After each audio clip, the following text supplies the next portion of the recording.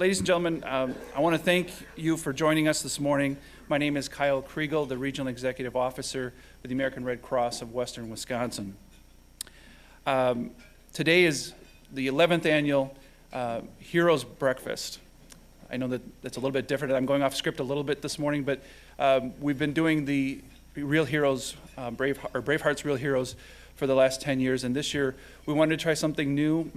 Some of the feedback that we'd received, we wanted to do the Heroes Breakfast. So today is the 11th annual Heroes Breakfast. With that, I'd now like to introduce and welcome our MC for this morning, Andrea Albers from WQOW TV 18.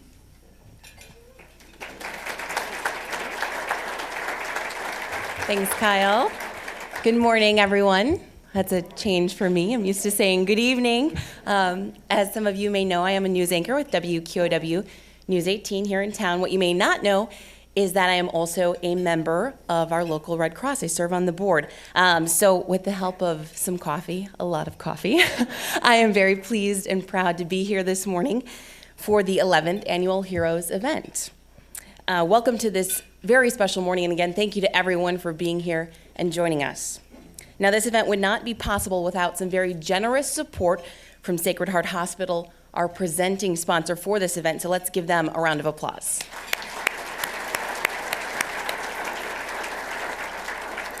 And a big thank you to Marshfield Clinic, Festival Foods, and Iconostar Productions for sponsoring the video production of this event. You're going to see some wonderful videos this morning.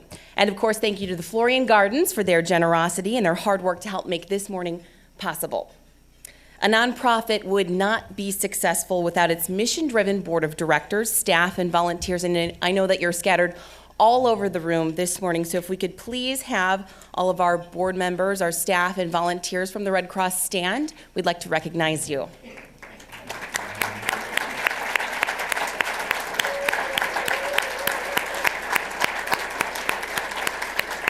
Thank you very much.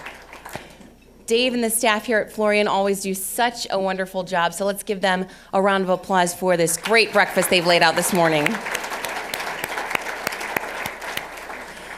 Today we gather to honor some very special people, brave hearts and real heroes, individuals who have demonstrated great acts of courage and kindness for the sake of others.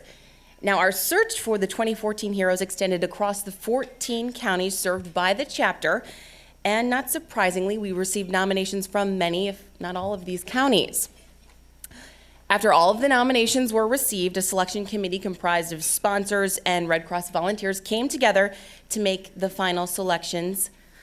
Today, we honor 9 individuals who deserve our recognition and who, by their example, challenge each of us to step forward in ways that we may have never imagined. We are also here today because of the generosity of many individuals and businesses, and their funding allows our chapter to continue our important work.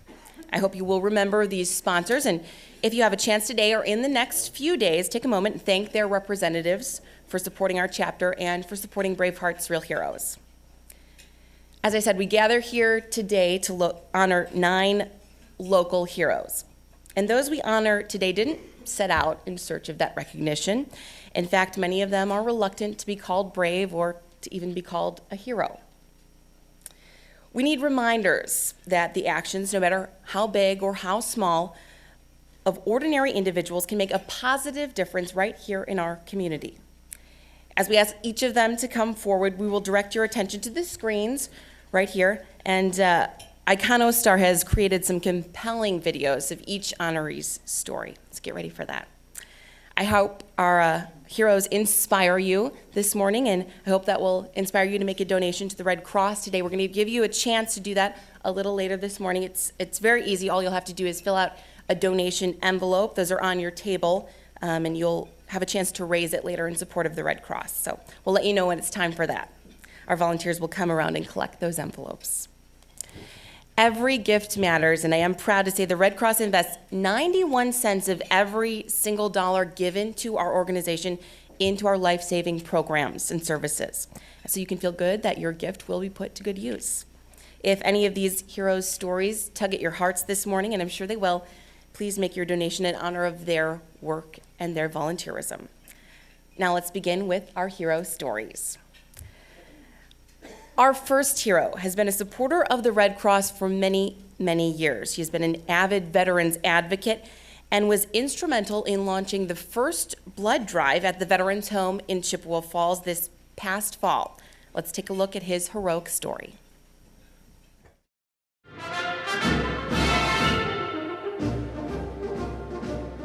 Yeah, we're working on a blood drive. Well, it was the first any kind of function at the Veterans Home. It's a brand new Veterans Home that had only been open for a few months. Our next one, we hope to even do better. A number of people came in, including myself, Bill, that wasn't eligible to give blood, because apparently because of all the transfusions I had. But it was very successful. It was a very excellent camaraderie and cohesiveness. The veterans community and interacting with the Red Cross community, and there's a lot of people that I feel were loyal to each group, but after that they were loyal to both groups. So the camaraderie, the coalitions that were established are tremendous. And I'd like to think that when people think veterans and military, they think Red Cross as well. Because, when the havoc hits the fan, it's going to be the Red Cross that shoots forth and helps people survive. It's going to be the veterans with their previous training, the active military, that are going to be helping people survive day to day. That was all facilitated at the Veterans Home last September for the blood drive. And I'd like to see more of that, especially at the Veterans Home and maybe I can get active more in other parts of the community because I'm a strong believer in it. But more people should be active, and there but for the grace of God go us. None of us know when we might be in an accident. None of us know when one of our beloved family members, when some of our neighbors, again, there but for the grace of God go us. So it's almost like paying it forward in a sense. It's do good unto others, do unto others as you would have them do unto you in advance.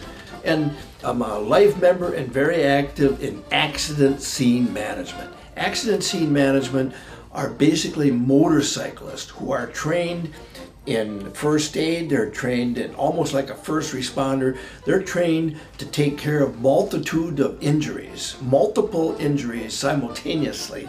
They are trained not only to take care of people in motorcycle accidents, but all kinds of type disasters. In motorcyclists, we can get in between traffic. If there's massive traffic jams, there's natural disasters. We can ride the ditches, we can go through the medians, and because our machines are smaller, we can get to the front where ambulances and police cars are paralyzed. To make a long story short, we need more people active in that Red Cross and different organizations that help people survive and care for those the less needy. And when there's a major disaster anywhere, heaven forbid, across this planet, much less the United States of America, who's there? Red Cross.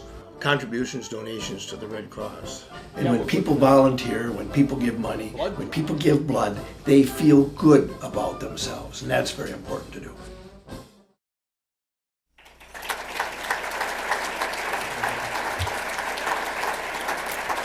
Here to present the From the Heart Hero Award on behalf of Wisconsin Credit Union is Laura Benroot.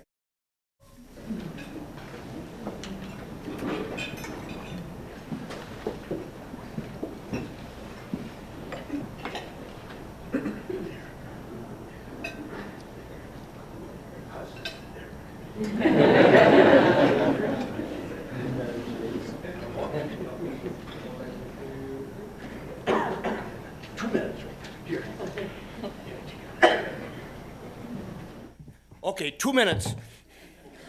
God bless each and every one of you for being here. What a privilege, what an honor. And as I said, that video, wonderful video, is that there but for the grace of God go us.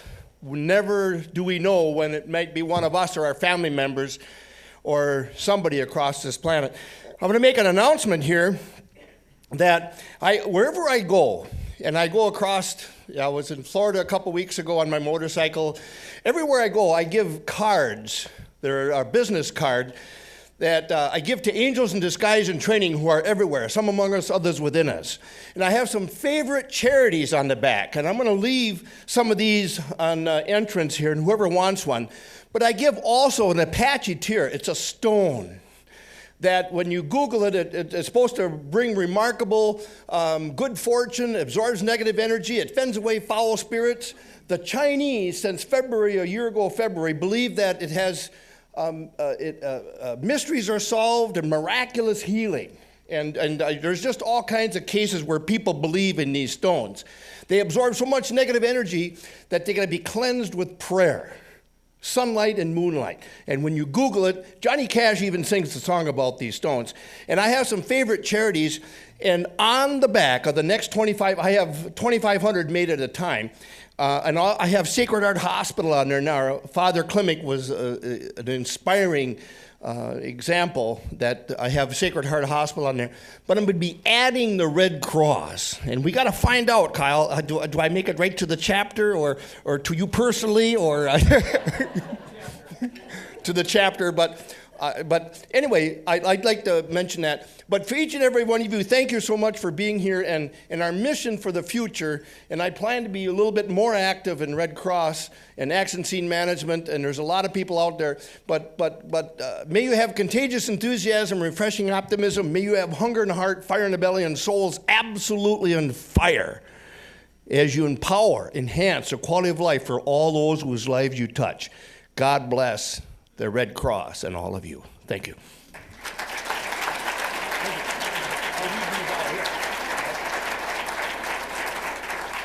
Thank you, Dave. Our next two awardees demonstrate the selflessness and courage it takes to be a hero. While cutting wood with their father, these two boys acted quickly to give first aid after a chainsaw accident. Let's take a look at our 2014 Youth Good Samaritans.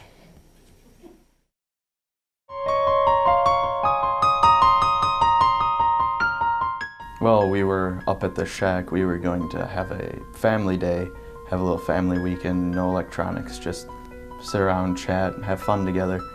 And we needed to cut wood so that we could heat the shack. You know, my mom and I, we went into the shack and kind of relaxed a little bit because Dad and Michael were like, you know, we can finish this, and we were like, oh, okay. So basically we got to a crotch in a cut, and he was going to cut, I thought, the small piece off, and he actually went to cut the bigger piece, and I had my hand in, about in like... Right up the yeah. area. And caught, somehow. Saw caught, and jumped out of the log and into my... As I was pulling my hand away, it caught into my wrist. There's the scar. After a moment of shock, of course, not expecting that to happen, I took off the belt, which, funny part about it is, it was the first day that I started wearing the belt, so I took it off quickly, applied a tourniquet. We heard a scream, and, you know, working with the chainsaw, the wood and all that, we figured that could be something pretty bad, and it turns out that it was. Michael had the tourniquet on, and I said, hey, you know, Dad, put your arm above your heart, make the blood harder to come out, so I helped him raise his arm. We realized that, you know, where we were, it would take more time for an ambulance to get to us than it would to just drive there. And so we got in the car, and Logan sat in the front with Mom while she drove, trying to keep her calm also because something drastic just happened to her husband. We started driving towards the hospital, and I called the Menominee Healthcare Center, and, you know, we're on our way. Somebody cut themselves with a chainsaw. Can you guys, you know, ready up for that? And I sat in the back, making sure that Dad's arm was above his head, the tourniquet was tight, and applying pressure to the wound itself. I was back there making sure that he didn't go unconscious or anything like that, keeping him awake. We requested that they cleaned up the wound at the hospital in Menominee before transferring us over via helicopter. He had severed the 5 tendons in the main artery, and that it was lucky that they had done it when they did, or else he could have lost partial feeling to his hand and partially maybe even lost his ability to use his hand. When all that happened, he had lost approximately 2 quarts of blood. The first aid training that I had taken was because of the Boy Scouts. We have 2 required merit badges. You have to take this in order to achieve your Eagle: first aid and emergency preparedness.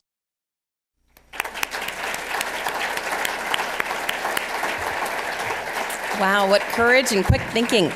Here to present this year's Youth Good Samaritan Award is Mary Newman on behalf of Marshfield Clinic.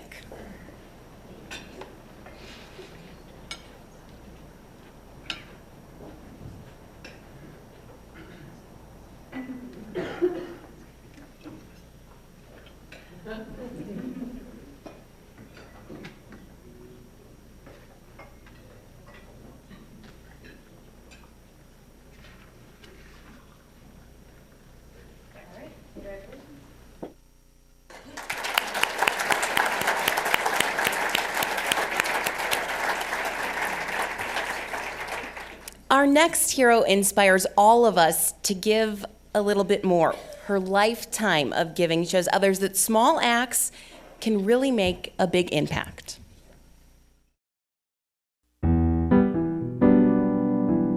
I'm a volunteer for the Red Cross, and I go out to, I'm deployed on disasters. I also help when I'm at home. I'm an instructor, and I help with health and safety, instructing CPR classes, AED, first aid classes, and babysitting, which I really enjoy working with the children. I also instruct disaster classes when I'm home here.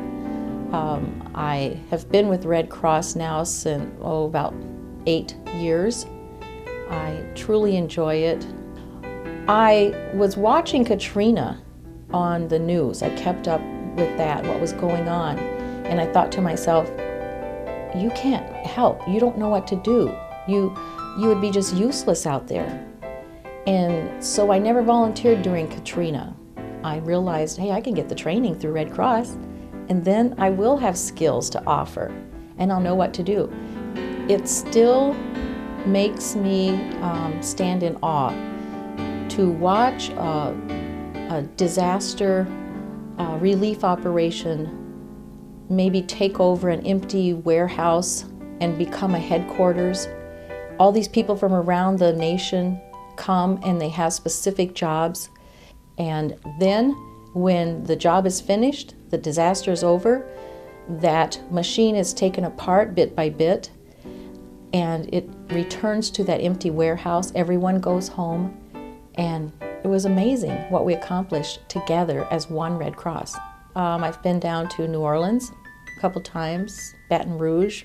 I traveled with a shelter team when Isaac hit, and we traveled from Tampa, Florida, all the way around the Gulf, and we were in every state except Texas. Isaac was a moving hurricane where we did not know where it was going to hit, and so our team moved around. I've also been to Paducah, Kentucky. I love that town. It's like an all-American town. Also Nashville, when they got flooded, I was there helping with Nashville. It was sad to see the Grand Ole Opry was destroyed. That's kind of American history there. So you pick up many stories. As you pick up the stories, as you talk to the people, you take a little bit of their life back home with you. I met in Nashville, I met an older gentleman. He had gotten himself out by a boat because he waited too long and the water got too swift and too high for him. And as he was rowing himself out, he made it to safety. But then some other neighbors said, you know, your 2 neighbors, and it was 2 elderly women that were next door to him. They never made it out. He took the rowboat and he went back and he rowed himself in. He got both of those elderly women in the boat with him and he rowed them out to safety. I am very honored to accept this award. I'm very humbled. I stand shoulder to shoulder with many volunteers, and they're all worthy, of this award. We work together. Sometimes we cry together because of the devastation, but we strive to meet those clients' needs, and we strive to be one Red Cross across this nation.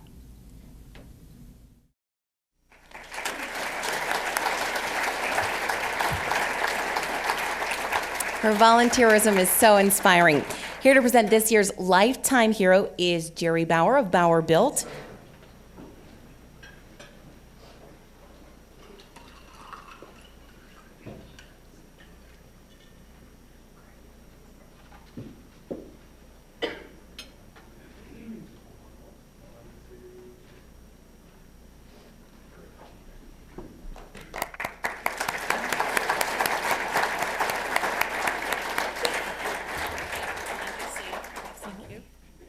I just wanted to thank the board members and the staff.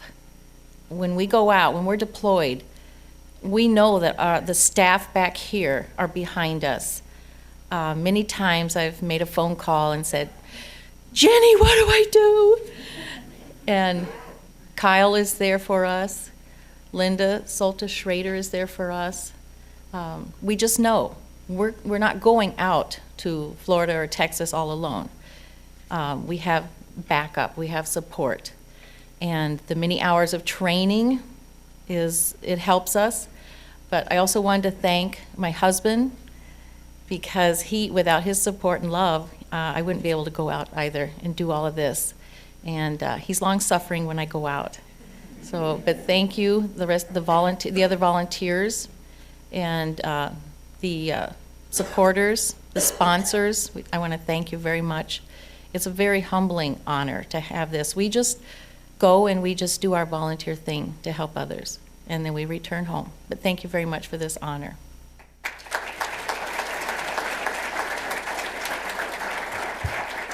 Thank you, Donna. Our next hero may not think of himself as very heroic, but to the child he saved in this next story, he meant the world. Let's take a look.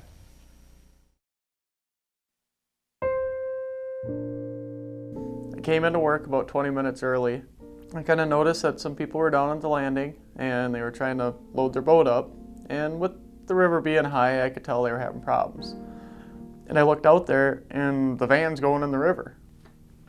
Everybody started running out of the bar and running down there and seeing what was going on. Jen Otto, the lady that was there, she ended up giving me her cell phone because she dialed 911. And I didn't know what to say to them. I was like, I don't know if we need a boat, an ambulance, something. Get outside and I could see a little girl coming up and somebody had a towel for her. And I hear that there's still a little boy in the van. The van was still, just the top of it was still showing, but it was still coming downstream a little bit. I fish that area very much. I've swam it, I've kayaked it. I know that it's a drop off, but as you go down the current, it comes up. And I kept thinking in my head, just hit that bottom, just stick. And it did. I couldn't believe it. The river was at least this much higher.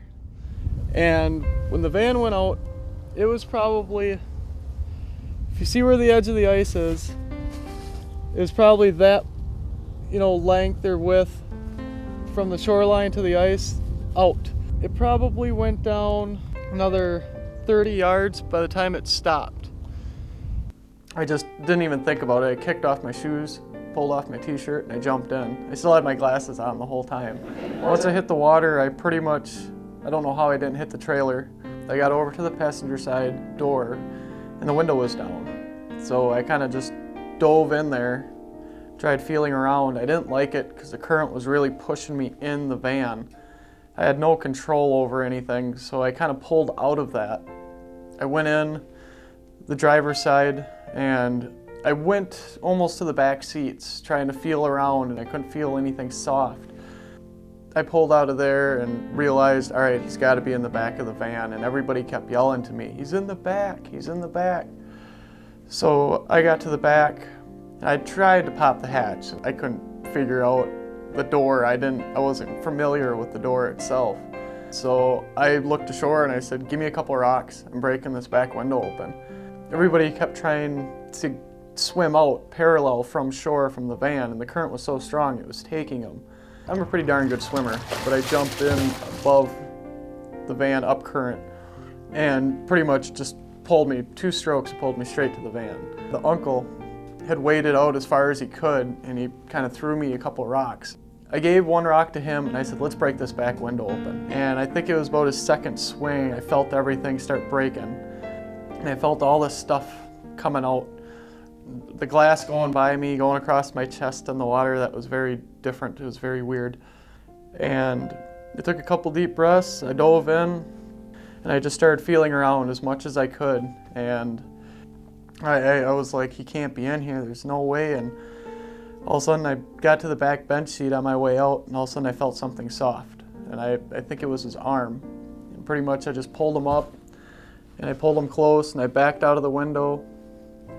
I kicked off of the van, and I took about 3 strokes back till I could feel bottom. And I was gonna lay him down and give him mouth to mouth, and I looked around and there's no shore. I couldn't lay him down.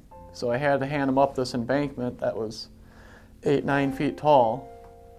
And I handed him up as far as I could, and then people grabbed him and pulled him up. That's when the ambulance showed up, and I said, hey, the ambulance is here. Rug, get him over there as quick as possible. And they got him over to the ambulance. I lost hope at that moment because I was like, there's no way, he's a goner. He's very gray and blue. I've never seen anybody like that. I just sat there and I looked around and I was in complete shock for about a half an hour. I didn't sleep for 3 days, so I was pretty worried. And finally the 3rd day they pulled him out of a coma and they said that he's fine. It was a great feeling. I mean, I did what I could do, the most that I could do. I really thank medical science for what they can do on top of anything else.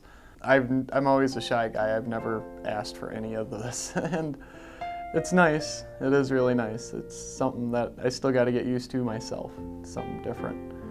And it's a small world because he lives across the street from my mother, 2 houses down. And all this last summer, all I did was see him playing out in the yard all the time.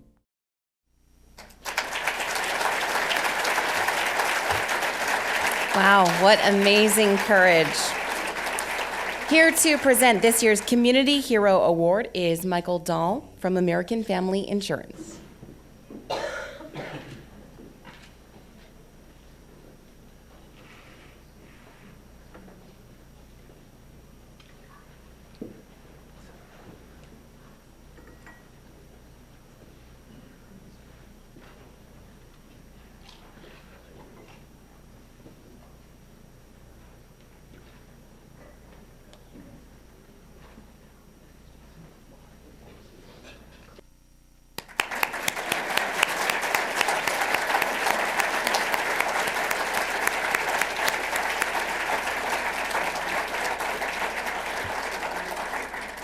Healthcare in the Chippewa Valley would not look the same without the work of our next hero. Let's take a look.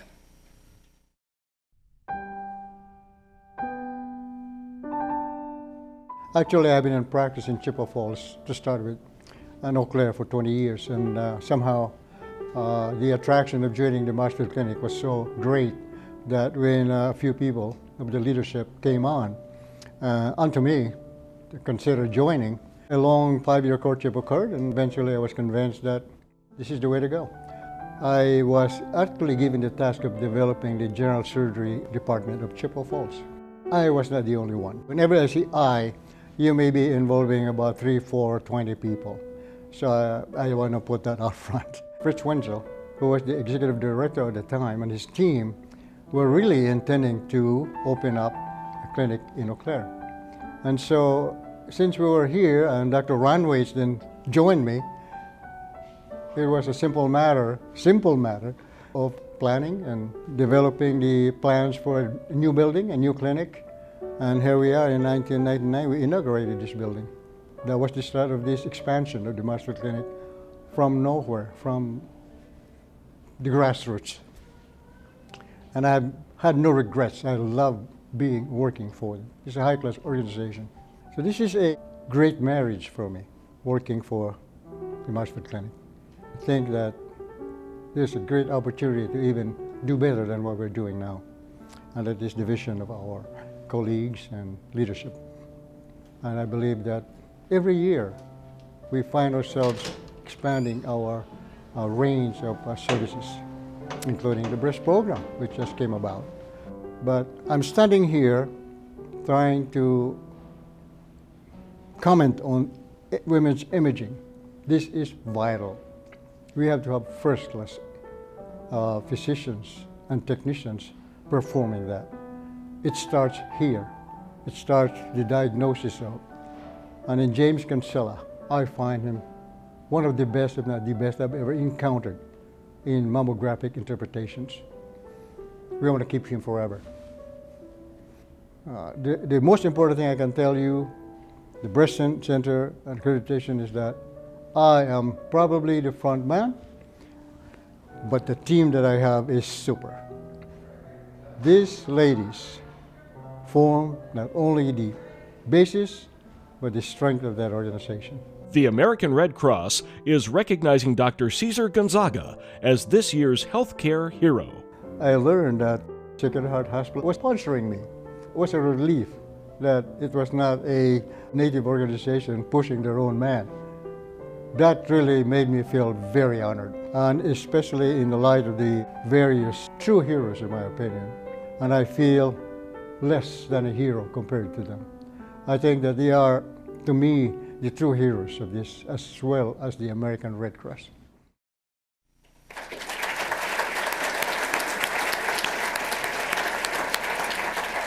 Such an important person in our community. Here to present this year's Healthcare Hero Award on behalf of Sacred Heart Hospital is Faye Dyke.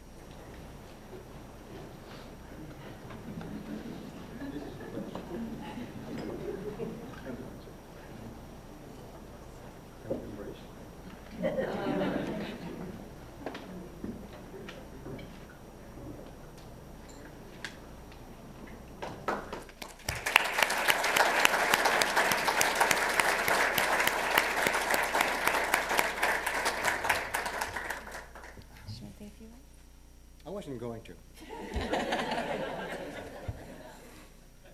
Morning, everybody. This is a very unique situation for me. I'm not used to this. Nobody has given me honors of any kind other than the fact that I'm a worker, just like every one of you. But pressure from the tables and from other friends who say, "Are you not going to say anything?" That is not like you. So I capitulated to that idea that I think I better say a few words, not so much to elevate any one particular person, because that is hard to do. After having been here 44 years, you have to thank everyone in the Chippewa Valley. And to leave somebody out is not cool. But let me briefly just say this quickly, because I don't want to occupy all your time. There are other heroes that have to be properly honored here today. I for one, you must know where I came from. Straight from the Philippines, graduated in '62, came here to Eau Claire via Chicago after spending 8 years of training. Since then, I've been here 44 years now. Found a wife, have 2 children, and my hero is sitting down there and smiling, giving all to my tantrums, backing me up. That is indeed the background of this humble person being honored for a hero. I think I am the least qualified to be a hero. I'm sorry, but I will accept it on behalf of all the others who will follow. Not necessarily a physician, but a healthcare person. And I think that when that moment comes, I'll be very proud to say I accepted and started the trend that indeed there are many heroes in this community and also in the field of healthcare. I want you to know that as I was coming through the program, I found a few things that were very interesting. First of all, I saw Ms. Bonner. I know I'm due for an ACLS certification next month, so maybe I can go down your way. And the LaRock brothers, I had a conversation with them a few nights ago, and we were interrupted because I was distracted by something else, and I found out that they were really good trauma surgeons of the future. They did a better job than me under the circumstances, I think. And of course, the one who saved his life, and that is where I disqualified myself as a hero, was the gentleman who dove into the river and fit the child out of there. He risked his life. I have not risked my life in any of my endeavors in this community. I just used my energy, my dedication, and that's about it. But I had a lot of help. I was not the only one. This man was alone. He did what he had to do, did it successfully, a real hero that risked his life, in my book. I am not. I am a hero that works hard. Okay, I'll take that. The last word I'm going to say is that Dave Zane, the former assemblyman, who rides his motorcycle everywhere, I could never miss it on the highway. I have to avoid him because he's not wild, but he always carries his American flag, and I don't want to hit that. However, my request for him is that I've always wanted to own a motorcycle. But I would like you to convince my wife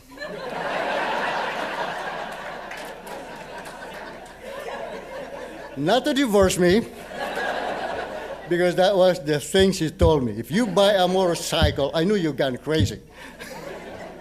Dave, you disappointed me by having your accident. Now I could not use you as the model.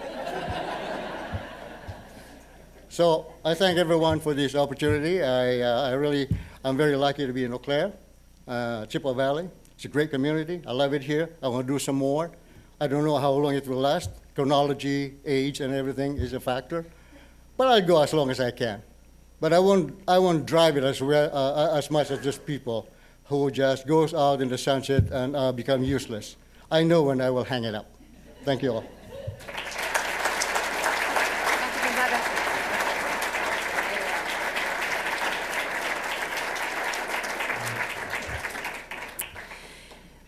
When our next hero heard of the grief of young Danny Morrow, the grief she was going through before Christmas, she quickly organized community members to take action and make this Christmas a very special one for Danny. Let's take a look at this next story. I've worked in healthcare for 10 years now, 5 years in a cardiac intermediate care and 5 years in the emergency room. And what Danny and all of us needed was a type of medicine that a doctor can't give you. Danny was a 12-year-old girl who became very dear to our family over the last year while she was hanging out with her dad while he was going through chemo treatments. Danny lost her dad just before the holiday season. Shortly after her dad died, she also lost her horse. So she kind of lost two very important things to her going right into the holiday season. So 12 days before Christmas, I put a post on the Chippewa Valley Horse Lovers Facebook page, which is just kind of all the different barns, trainers, riders, and horse people within the Chippewa Valley. I had very strict contingencies as to what we were looking for in a horse for Danny, and this was a horse that would generally cost thousands of dollars. So the icing on the cake was whoever had an appropriate horse that fit this bill needed to be able to donate the horse free of charge for us to deliver to Danny.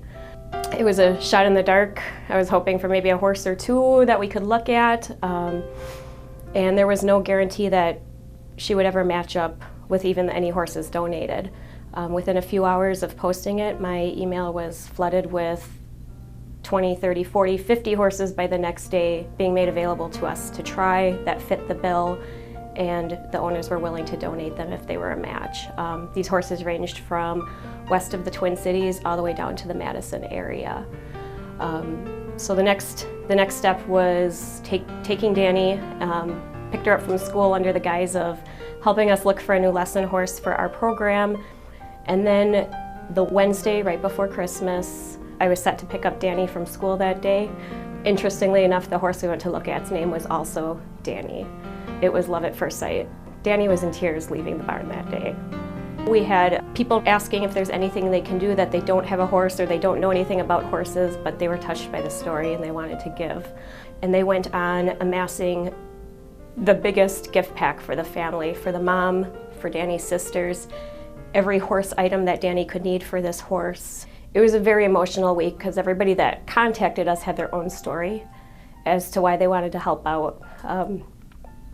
It was a lot of people that have lost people during the holidays, and they know what that feels like to go into the holidays not with that joy of this is the holiday season, but with the remembrance of everything they lost. So coming into Thanksgiving and Christmas, it's not Thanksgiving and Christmas, it was remembering the mother they lost, the child they lost, their dad they lost, and knowing that the holiday season for them from that point forth was always tainted with that and not with the joy that it should be. So in helping Danny and her family for this season, it was like Christmas spirit was renewed for hundreds of people across our region just in the simple act of being involved in giving to this little girl. And that week before, Danny didn't know what was going on, her family didn't know what was going on, but all these people were being so touched and they were just so happy. And I think my 12-year-old said it best when it was the day before Christmas, and she said, "It's the best Christmas ever." And she herself hadn't received a single gift at that point. Horses have such a huge,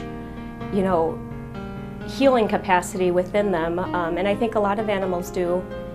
So on December 23rd, we amassed a group of about 100 Christmas carolers, and Danny thought the TV station was coming to take pictures and video of Christmas carolers trying to deliver good tidings to them right before Christmas.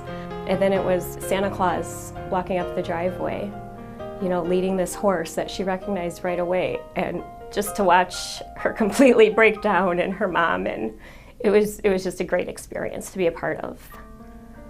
The American Red Cross is a great organization that really helps people when they have that need for just about anything.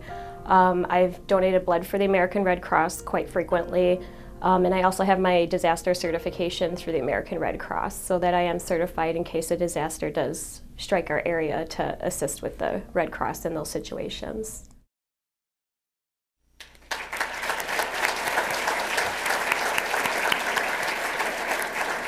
What a beautiful gift.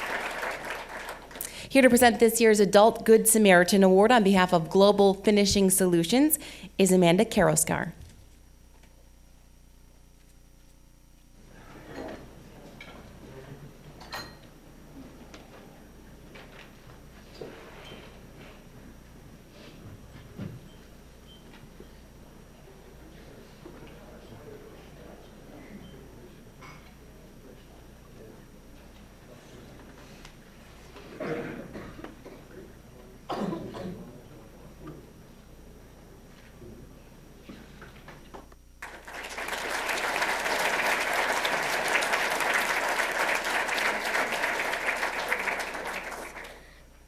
So what that video kind of touched on, but we didn't go into a lot of details, we did set out for this to be a very giving, magical thing for Danny for Christmas. But through that, what we ended up dealing was actually healing and helping a whole community of people that, like I said, had lost people during the holiday season. Complete strangers that drove down 6-8 hours to, bring something to give to the family. We amassed a book of all these people's stories. In the end, there was a clip of Santa Claus when he brought that horse up to Danny, and you can see him tugging at his beard. He was crying. He was a gentleman that had lost his son and really wanted to deliver and help give the horse to Danny that day. And that was kind of the common theme in everybody that stepped forth. So it really wasn't just about healing Danny as we worked into that week, and this all happened 12 days before Christmas, and we had everything together after 9 days of working on this.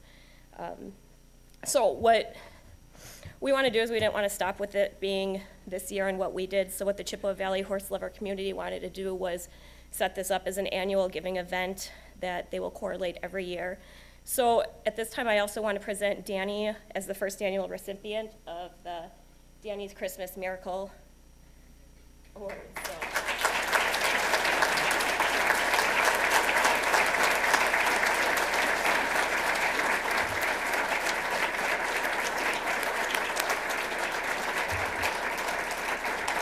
What a lovely way to keep that spirit going. This next award goes to an organization that banded together when one of their own was fighting a serious illness, and it shows that coworkers can truly become your family, stepping up when you need them the most.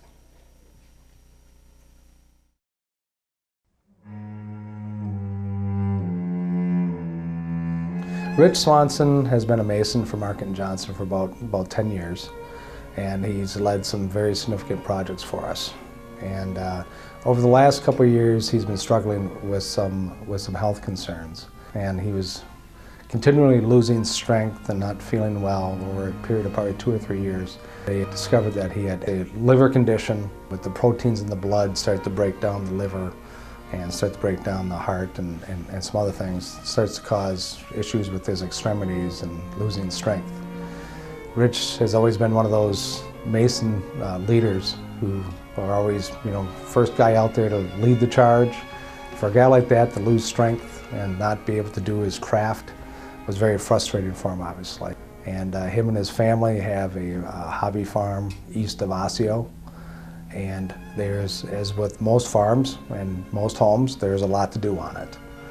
And Richard realized that he had to get the roof on, so as he was losing strength and potentially the capability of doing this for his family, that he asked some friends to help him. And Rich is known for that, and him and his family actually, and that's something that he was always dropping things to do at his own farm to go out and help other people. So it was a very unusual situation for Rich to be the person who needs the help.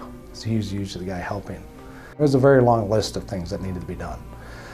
Very significant things like a concrete slab in the barn, barn doors, electricity to the barn. Roofing was a big issue. There was rooms that had been started the remodeling process, but the remodeling process had not been completed, and so they were in various states. There's decks that needed to be built, cleaning that needed to be done. And if it wasn't for the leadership of those guys, of Troy and Kurt and Darren, it wouldn't have come together, but then it just kept growing and growing and growing. And it finally came down to 90 to 95 co-workers showed up that day in order to help. It was very well organized. There was leaders who got it all taken care of. We had equipment, we had skid steers, we had power trowels, we had trucks, we had people, and they were all skilled tradesmen. And they all showed up, and Rich was expecting 4 or 5 people. And 90 to 95 people showed up in his front yard at 8 o'clock and said, here we are, and here's what we're gonna do. And we just set upon the place. And some other people had showed up with lunch for those 90 to 95 people, and in a matter of about 12 hours, we transformed the place, and it was very cool. And it really meant a lot to all of our people. Rich means a lot to us and his family. We didn't do it for the recognition, obviously, and there's been more recognition than, frankly, that we're comfortable with. It's always been a family business and a family type business, but to see that team and family really come together for a co-worker was very cool, and it gave me a lot of pride. And to be recognized for an award like this, it just really means a lot to us and to the entire Market & Johnson team, because we hold the Red Cross in very high esteem. We're very glad to be a partner with the Red Cross, and we look forward to being that partner in the future. So.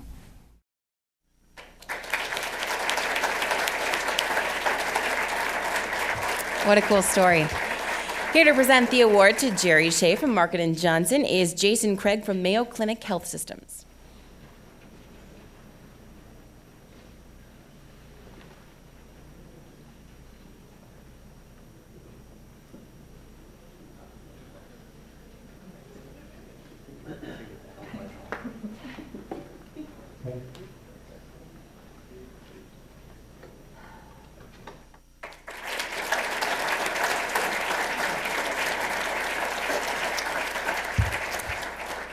We'd like to thank the Red Cross for this. With Rich and Rich's family, it was family taking care of family. with Market and Johnson, but the thing that strikes us about the Red Cross, they're always out there taking care of strangers. So give generously today, and because they take care of people that they don't know. So thank you.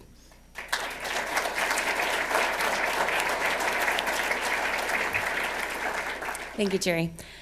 Our final hero this morning has been volunteering to play taps at military ceremonies since 1943. Let's take a look. When I was just a little kid, I had asthma real bad, and one of the doctors suggested I play a horn would be probably good for that. I started playing, taking lessons, and then I played in the band, in the high school band, and so that's how I got started. And I've outgrown asthma. That's gone now. Last year in 2013, that would have been my 70th year that I played taps, and I don't think I ever missed a Memorial Day in all those years. I feel very indebted to the veterans, and that's why I keep doing it. They're the ones that should be honored, not me. Honking my horn is just a minor thing compared to what they did, and I do it in their honor, and I hope to keep on doing it as long as I can.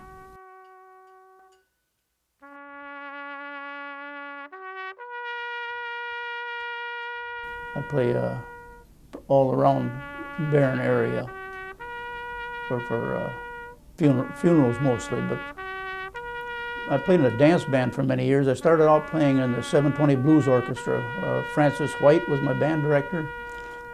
Now I'm playing just at nursing homes. We have up to a 5-piece group that plays, and we enjoy that. We're supposed to be lifting their spirits, and it turns out to be the other way around. They lift our spirits. I'll give you a quick example. We played up in Rice Lake one day, and after we got through, this was in an Alzheimer's unit, and a young fellow came up and said that he was there visiting his mother. His mother had not spoken a word for 3 months, I believe it was. And while we were playing, she was naming the tunes that we were playing. So that's how it really lifts our spirits when we hear things like that.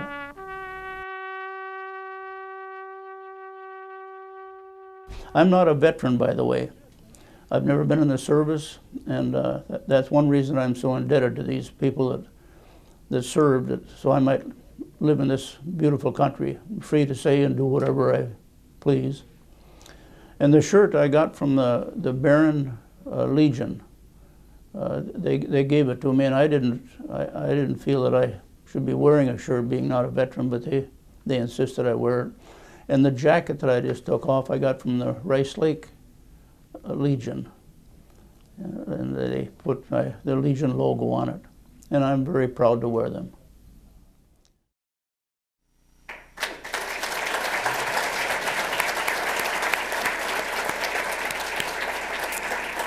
Here this morning to present the Military Hero Award on behalf of Excel Energy is Mark Storing.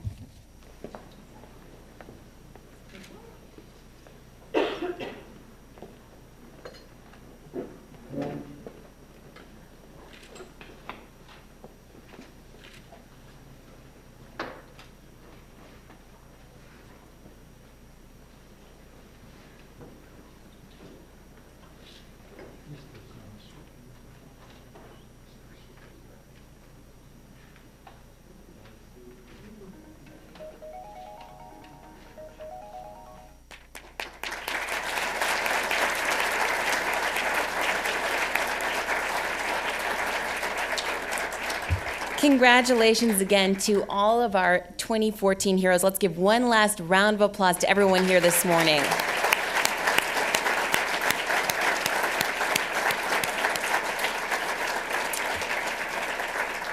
I hope that you're all inspired, because I know that I am after hearing these stories. The Red Cross does so much for so many people, but they cannot do it without the support of the community and without the support of all of you here today. The work of the Red Cross is funded entirely through donations, and right now we need your help. Before we go, we would like to invite you to stand with your donation envelope in hand in support of the Red Cross volunteers. You see them here. We'll be coming around to your table to collect your contribution. So we'll give you a few moments to get settled and do that. As we do that, one final surprise this morning, Chuck is going to be playing taps for all of us. So while you're organizing your donations, we'll allow him to get ready.